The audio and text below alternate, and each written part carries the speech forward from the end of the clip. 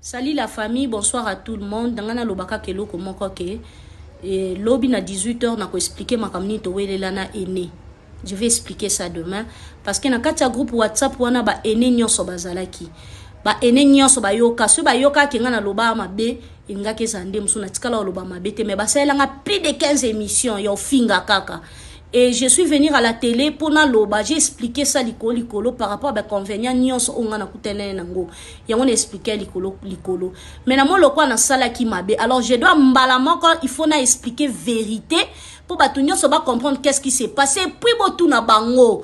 Ngana bango tozo welela nini to linga mobali moko te, to bima famille moko te, to sakana te, to mela masange sika moko te, to tikala pe jamais kozala ba camarade.